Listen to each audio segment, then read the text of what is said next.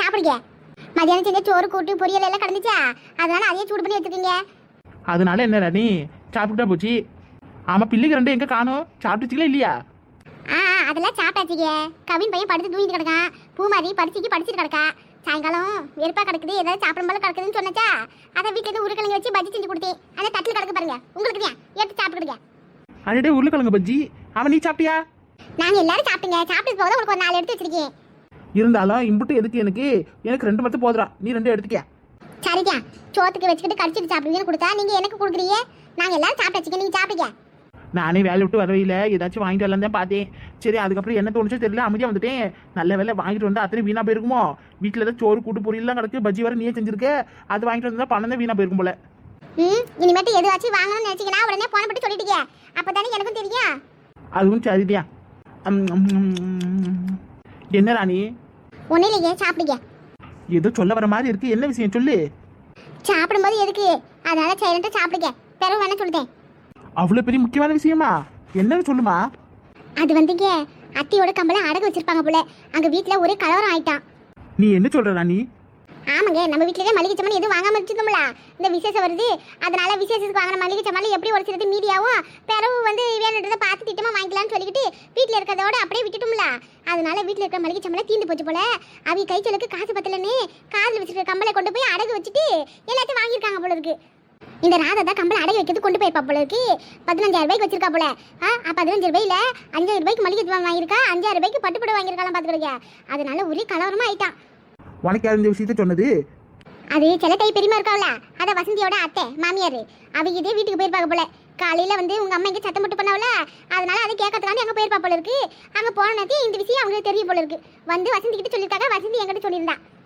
நாம ஏற்கனவே அடகு வச்ச கம்பளை கஷ்டப்பட்டு மூக்கு கொடுத்து அவங்க காதல் இருக்கட்டுமேனு சொல்லி போட்டு கொடுத்தோம். ஆனா பாருங்க, அவங்க அதே கம்பளை கொண்டு போய் அடகு வச்சிருக்காங்க. அதே கொஞ்சம் கஷ்டமா இருக்கு. புருஷ பிள்ளை மாமியாருன்னு எல்லாரும் ஊர்ல கிடைக்கையில அவங்க நினைப்புல இவளுக்கு வரல போல இருக்கு. இருக்கிற நிலைமையில 20 புடவை எதுக்கு இவளுக்கு சொல்லுங்க பாப்போம். எல்லாம் திமிரு. எங்க அம்மா கொடுத்த செல்லம் தான் இத்தனைக்கு காரணம். இந்த ராதாவை அடிச்சும் பார்த்தாச்சு, அடக்க ஒடுக்கமா இருன்னு சொல்லி பார்த்தாச்சு. ஆனா அவ அடங்குற மாதிரி தெரியலையே. திமிரு எடுத்துவ. இதுக்கெல்லாம் ஒரு முடிவு கட்டணும். ஏற்கனவே நினைச்சிட்டே இருந்தேன் மாப்பிள்ளைக்கு போன போட்டு பேசலான்னு. விசேஷம் முடிஞ்சு போன இருந்து அந்த மனுஷனுக்கு போன போட்டு நம்மளும் பேசல, அவங்களும் பேசல. ஏதாவது தப்பா நினைச்சு போலோ என்னமோ தெரியல. ஒரு வார்த்தை போன போட்டு நம்மளும் பேசிடணும். ஆமாங்க, அந்த தம்பி ரொம்ப நல்ல தம்பி. ஆனா பாருங்க, அவர்கிட்ட சண்டை போட்டுக்கிட்டு இங்க வந்து உட்காந்துட்டு இருக்கா. இவ்வளவுதான் என்ன சொல்றதுன்னே தெரிய மாட்டேங்குது. அவ வாழ்க்கை நல்லா இருக்கணும்னு தான் நாம நினைக்கிறோம். ஆனா அவ நாம நல்லது நினைச்சா அதுலயும் ஒரு கெட்டது கண்டுபிடிச்சி ஏதாவது ஒன்று பேசிட்டு கிடக்கு. இதுக்கு மேல அவங்களை பத்தி நம்ம எதுவும் பேசுறதுக்கு இல்லை பாத்துக்க. அதோட விட்டு தலை. அவங்க கம்பல்னா அடகு வைக்கிட்டோம், இல்ல கால் கொலுசுனா அடகு வைக்கிட்டோம். நமக்கு அவங்களுக்கு எந்த சம்பந்தமும் இல்லை. அப்படியா? இல்லையே, மனசு கேட்கல, அதான் சொன்னேன். போதும் ராணி, இதுக்கு மேல அவங்கள பத்தி நமக்கு எதுவும் பேச்சுவார்த்தை வேணாம். அப்புறம் இன்னொரு விஷயம் சொல்லுதேன், யாரா இருந்தாலும் அளவுக்கு அதிகமாக பேச்சுவார்த்தை வச்சுக்காத. அளவாவே பேசி பழகு, அதுதான் நமக்கு நல்லது. இப்போ இதுக்கு நாம யாரும் எதுவும் வேணாம்னு சொல்லி தான் ஒதுக்கி வந்திருக்கோம். இங்க நடக்கிறத அங்கேயும், அங்க நடக்கிறத இங்கேயும் சொல்லிட்டு சில பேர் இருப்பாவோ. புரியும் நினைக்கிறேன் நான் சொல்றது. சேச்சி, அந்த மாதிரிலாம் எதுவும் இல்லைங்க. நான் போய் சொல்லுவேனா சொல்லுங்க. நம்ம வீட்டில் நடக்கிறது நம்மளோடதே இருக்கும். அதெல்லாம் நான் யார்கிட்டையும் சொல்ல மாட்டேன். புரிஞ்சா சரி. மனசு கஷ்டமா இருக்கானே, அடுத்தவங்க கிட்ட போய் நம்ம புலம்புன்னு வச்சுக்க, அப்புறம் நம்ம பொழப்பு அவங்களுக்கு இலக்காரமா போயிடும். அதனால யாருக்கிட்டையும் எதுவும் சொல்லிக்காத, அப்படிதான் சொல்லுவேன். சரிங்க. சரி, சாப்பிடுங்க. நான் வேற இதுக்கு தான் சொன்னேன், நீங்க கோவப்படுவீங்க, சாப்பிட்ற நேரத்தில் எதுவும் பேச வேண்டான்னு. சாப்பிட்டு முடிச்சதும் பேசலான்னு பார்த்தேன், நீங்க தான் சொல்ல வச்சுட்டு இப்போ கோவமா உட்காந்துருக்கீங்க. சாப்பிடுங்க. கண்டிப்பா சாப்பிட தான் போறேன். கோவத்துல சாப்பிடாம இருந்தா அப்புறம் என் உடம்பு தானே போயிடும். நான் எதுக்காக மற்றவங்களுக்காண்டி சாப்பிடாம இருக்கணும் சொல்லு. நாம பார்க்காத கஷ்டம் இல்லை, இருந்தாலும் இப்போ நம்ம ரொம்ப கஷ்டத்துல இருக்கோம். இந்த சாப்பாடு வீணடிக்க முடியுமா? நீங்க சொல்றது சரிதியா. அங்கனே நீங்க தான் வேலைக்கு போய் சம்பாரிச்சு சாப்பிட்டோம், இங்கனே நீங்க வேலைக்கு போய் சம்பாதிச்சு சாப்பிட்றோம். நமக்கு ஒன்றும் பெருசா ஒரு வித்தியாசமும் இல்லை. ஒன்றுதான், சொந்த வீட்டிலேருந்து வாடகை வீட்டுக்கு வந்திருக்கோம், அம்பிட்டுதான். ஆனால் உங்க அம்மாவை பாருங்க, நம்மளை வீட்டை விட்டு அனுப்பிவிட்டு செலவுக்கு காசு இல்லாம கம்பல் அடகு வச்சு கிடக்காங்க. அதோட விடு ராணி, அந்த பேச்சு நமக்கு வேணாம் பத்திக்க. ஆவுனா எங்கள் அம்மா ஒரு கதையை சொல்லும், கஷ்டப்பட்டு எங்கள் அப்பா சம்பாரிச்சு எனக்குன்னு எடுத்து போட்டது இந்த கம்பல் தானே. அப்படிப்பட்ட கம்பளை அடகு வச்சிருக்காங்க. அவங்கள சொல்லி குத்தம் இல்லை, எல்லாம் அந்த ராதா பேச்சு கேட்டு தானே ஆடினாங்க, அதை அனுபவிக்கிறாங்க. இன்னும் நல்லா அனுபவிப்பாங்க. நம்மளோட அருமை அவங்களுக்கு தெரியல. இன்னும் நல்லா அனுபவிக்கிட்டோம். ராணி, கேட்டி ராணி, யார் இது? ஆச்சி குரல மாதிரி கிடக்கு, உள்ள வாங்க. அடடே, வாங்க ஆச்சி, வாங்க சாப்பிடுங்க. வேலை அப்படின்னு சாப்பிட்டு இருந்தேன், நீங்க சாப்பிட்றது வந்து தொந்தரவு பண்ணிட்டோனா? அதெல்லாம் ஒன்றும் இல்லை ஆச்சி, கொஞ்சோண்டு சாப்பிடுங்க. கொஞ்சமா சாப்பிடுங்க. இல்லப்பா, அதெல்லாம் வேலை பண்ண சாப்பிட்டு தான் வந்தேன். நீங்க சாப்பிடுவோம். நான் ஒரு கிரிக்கிச்சி சாப்பிட்றதுல தொல்லை பண்ணிவிட்டேன். அதெல்லாம் ஒன்றும் இல்லை ஆச்சி. என்ன விஷயம் சொல்லுங்க. கையில் போன் வந்திருக்கீங்க, உங்க பேத்திக்கு போன் பண்ணுமா? ஆமாம்டி உன்கிட்ட பேசணும்னு சொல்லி கிடந்தே இந்த என் கொள்ளு பேர பிள்ளைக்கு பிறந்த நாள் வருதியா அதை வந்து கொண்டாட போறாங்களாம். உனக்கு போன் போட்டு விஷயத்தை சொல்றது போன் பண்ணிருப்பாக்கும். உன் போனே போலியாமே. ஆமாச்சி ரீசார்ஜ் முடிஞ்சு போச்சு. நானும் பண்ணவே இல்லை. 300 400 ஆகுது ஒரு மாசத்துக்கு. அதே இந்த மாசம் எக்கச்சக்க செலவு பண்ணாம விட்டுட்டி. ஓஹோ அது எனக்கு போன் போட்டா நான் எக்க போன் பண்ணா போக மாட்டேங்குது. ஆச்சு நீ கொஞ்சம் சத்த போன் கொண்டு போய் குடுன்னு சொல்லிச்சு. அதே வந்தி 10 நிமிஷத்துல பண்ணதே நீ அதுக்குள்ள போன் சொல்லிச்சு. அதான் ஓடியானே. அப்படியா பாருங்களே நேற்று தான் போன மாதிரி இருக்கு. அதுக்குள்ள ஒரு வயசு வந்து பொண்ணால கொண்டாட போறா. ஆனந்தி காலம நேரமும் யாருக்காவும் காத்திருக்காது. என்ன பண்ண சட சட சடான்னு போயிடுதுல. ஆமா கட்சி. ராணி ரீசார்ஜ் முடிஞ்சிட்டா ஏன் எடுத்து சொல்லல? சொல்லிருந்தா பண்ணி விட்டுருப்போம்ல. இல்லையே அது வேற 400 300 வருது. எதுக்கு அவ்வளோ செலவு பண்ணிக்கிட்டு அப்படின்னு சொல்லிட்டு அமைதியா இருந்தேன். அது என்னமோ தெரியல ரீசார்ஜ் பண்ணி இருக்கும்போது ஒரு பையில கால் பண்ண மாட்டேங்கிறாவோ ஒருத்தர்கிட்ட பேசுறதுக்கு ஆக மாட்டேங்குது. எப்போ ரீசார்ஜ் முடிஞ்சிட்டோ மாற்றி மாற்றி ஃபோன் அடிக்கிறாவுல. ரீசார்ஜ் பண்ணியிருக்கும்போது ஒருத்தரும் ஃபோன் பண்ணி பேசுறது கிடையாது. என்ன பண்ணுறது? ரீசார்ஜ் இல்லாத பற்றியா நான் அவங்க இவங்கன்னு ஃபோனை போட்டு பேசுகிற மாதிரி நிலைமை இருக்குது. அதுவும் சரியா முனையெல்லாம் செல்போன் கடையில் போய் 10 ரூபாய் 20 ரூபாய் காசு கொடுத்தோம்னா கூட ஒரு கார்டு தருவான். அதை வந்து இருக்கிற நம்பரை போட்டோம்னா ரீசார்ஜ் ஆகிப்படும். அதை வச்சு மாத கணக்கு இல்லை வருஷம் கணக்கில் கூட வச்சுக்கிட்டு பேசுவோம். அந்த 10 ரூபாவை வச்சுக்கிட்டு அதையே ஓட்டிட்டு கிடப்போம். ஆனால் இப்போ அப்படியா எல்லாத்துக்கும் சேர்த்து காசு பிடிக்கிறானே. ஆமாங்காச்சி இந்த அவளே ஃபோன் பண்ணிட்டாவல. ஹலோ சொல்லிட்டு பேட்டியே அதான் ராணி விட்டு தான் இருக்கேன். அட்டை குடிக்க நீ பிளாஸ் இரு. ஹலோ சொல்லுமா சின்ன பொண்ணு எப்படி இருக்க? நல்லா இருக்கியா? வீட்டில் நல்லா இருக்காவல? குழந்தை நல்லா இருக்காவல? ஏக்கோ அதெல்லாம் எல்லாரும் நல்லா இருக்கும். யாருக்கும் எந்த பிரச்சனையும் இல்லை. உங்களுக்கு போன போட்டேன் போனே போக மாட்டேங்கி. ஆமாட்டியம்மா ரீசார்ஜ் முடிஞ்சு போச்சு பார்த்திக்க. இன்னைக்கு தான் முடிஞ்சிச்சு. பார்த்து நீ ஃபோன் அடிச்சிருக்க. அப்படியா சரி சரிக்கா.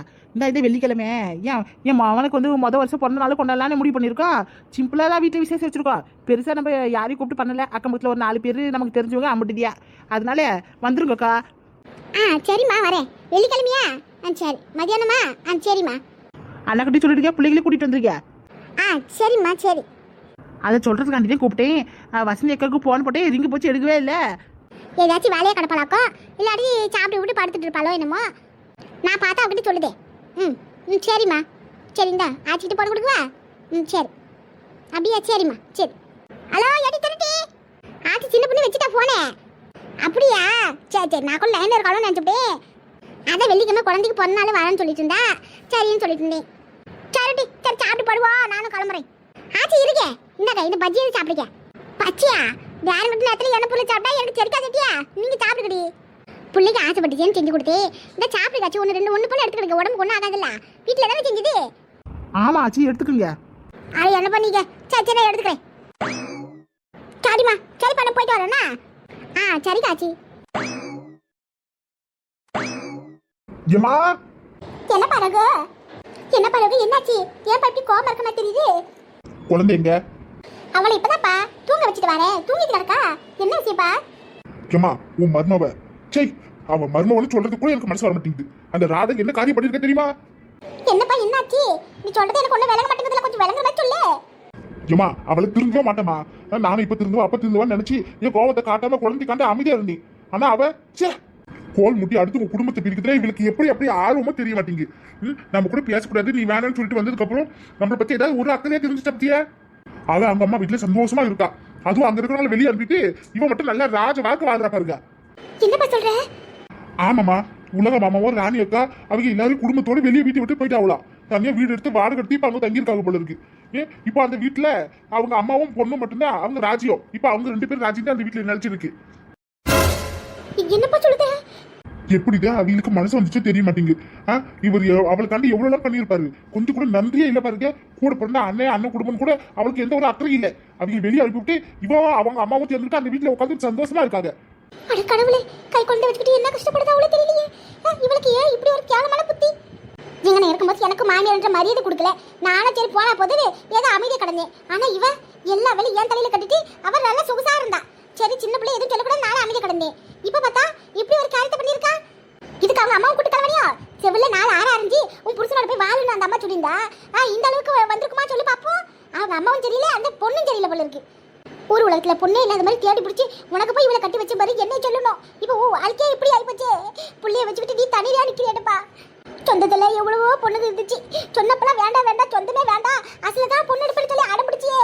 இப்ப பாத்தி என்ன ஆச்சுன்னு எங்க தான் வந்தவ இப்படி வாழ்க்கை ராஜ பண்ணிட்டாலேப்பா ராஜா. ஏமா நீ எதுக்கு இப்ப அழுதுட்டு இருக்க? நாம எந்த தப்பு பண்ணல, அப்ப நான் எதுக்கு அழுகணும்னு சொல்லி பார்ப்போம். இதுக்கெல்லாம் ஒரு முடிவு கட்டி ஆகணும். இதுக்கு மாதிரி அவளை இந்த வீட்டுல சேர்க்கிற மாதிரி இல்ல. நாளைக்கு முதல்ல ஒரு வக்கீல பார்த்து டிவோர்ஸ் நினைச்சு அனுப்பி அவளுக்கு எனக்கு எந்த சம்மந்தம் இல்லைன்னு முடிவு பண்ண போறேன். ஐயா ரகு, குழந்தைய வச்சுட்டு என்ன பேச்சு? அதுக்காக அவ கூட என்ன குடும்பம் நடத்த சொல்லிட்டீங்களா? இன்னொரு குடும்பத்தை வீட்டை விட்டு வெளியே அனுப்பிவிட்டு அவ எப்படி சந்தோஷமா இருப்பா சொல்லுங்க? இப்படி ஒரு கேவலமான எண்ணத்தோட என்னால வாழ முடியாதுமா. என் குழந்தை அவ கூட இருந்தா அவளும் அவளை மாதிரி தான் வளருவா. என் குழந்தைய நான் நல்லபடியா வளர்க்கணும். அதுக்கு அவ இனிமே என் வாழ்க்கையில வரக்கூடாது. அப்படியா? எங்களுக்காக நீங்க இருக்கீங்க, நீங்க ஏன் குழந்தைய வளர்க்க மாட்டீங்களா? சொல்லுங்கம்மா. அப்படி இல்லப்பா, அம்மா பசி இல்லாம அது ஏகிடுமோனே. அதெல்லாம் ஒரு பாசமும் இல்ல, ஒண்ணும் இல்ல. இப்படி நாளா அவ எல்லாத்தையும் பார்த்து கிழிச்சா. அவ பிறந்ததுல இருந்து நீங்க தானே எல்லாத்தையும் பார்த்துட்டு பண்ணிட்டு கிடக்கீங்க. இன்னைக்கு வரைக்கும் நீங்க தானே குடிக்க வைக்கிறது, சாப்பாடு விட்டுறது, தூங்க வைக்கிறது எல்லாம் பாக்குறீங்க. அவ்வளோ அம்மா பாசமா இருந்தா இந்நேரத்துக்கு அம்மா அம்மான்னு அழுதுருக்க மாட்டாளா? சொல்லுங்க பாப்போம். நாமெல்லாம் இருக்கிற தைரியத்துல தான் அவ்வளவு சந்தோஷமா இருக்கா. குழந்தைக்கு கூட அவங்க அம்மா பிடிக்கல பாருங்க. அவ்வளவு எந்த ஒரு தாயா இருந்தாலும் பெத்த புள்ளியை விட்டுட்டு பிரிஞ்சிருப்பாவளா? ஆனா இவ மாசத்துல 30 நாள்னா அந்த 30 நாள் 20 நாள் அவங்க அம்மா வீட்டுல தானே உட்காந்துருக்கா. அப்படி இருக்கும்போது இவளுக்கு எங்க பாசம் வரப்போகுது? இதுக்கு மேலே அவளை பத்தி நம்ம நினைக்க கூடாதுமா. எல்லாம் முடிஞ்சிச்சு. இன்னொரு குடும்பத்துக்கு துரோகம் பண்ணிட்டு அவளோட என்னால வாழ முடியாது. பாவம் ராணி அக்கா, இவங்க கிட்ட மாட்டிக்கிட்டு எவ்வளவு கஷ்டப்பட்டாவோ. கடவுள் இப்பயாச்சும் அவங்களுக்கு கருணை காட்டியிருக்காரு போல. அதனாலதான் அந்த வீட்டை விட்டு வெளியே போய் இப்ப இன்னொரு வீட்டுல சந்தோஷமா இருப்பாங்க. ஆனா இந்த ராதா பண்ண பாவத்துல தண்டனை அனுபவிப்பா. அவளை பார்க்க கூட எனக்கு பிடிக்கல. முதல்ல அவளை டிவோர்ஸ் பண்ணணும். என் மக வாழ்க்கையா இப்படியே போயிடுச்சேடா, என்ன செய்வேன்? அவ ஆசை அதுதானே, நம்ம அதுக்கு எடுக்க கூடாது. அந்த ராதா இந்த வீட்டுக்கு சரியானவ கிடையாது, என் மக வாழ்க்கைக்கும் சரியானவ கிடையாது. என் மக ஆசைப்படி அவ இந்த வீட்டை விட்டு போகட்டும், அவ வாழ்க்கை விட்டு போகட்டும். பேத்திக்காக கண்டிப்பா இவங்கிட்ட பேசி மறுபடியும் இன்னொரு பொண்ணை இவனுக்கு கல்யாணம் பண்ணி வைக்கணும். இவன் வாழ்க்கை தான் எனக்கு முக்கியம்.